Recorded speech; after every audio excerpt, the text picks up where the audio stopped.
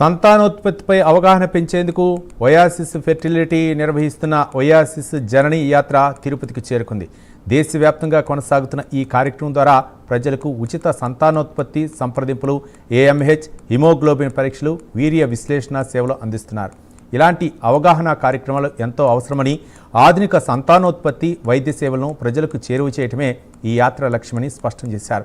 సకాలంలో సరైన మార్గదర్శకత్వం ద్వారా దంపతులు మెరుగైన నిర్ణయాలు తీసుకోగలరని తెలిపారు.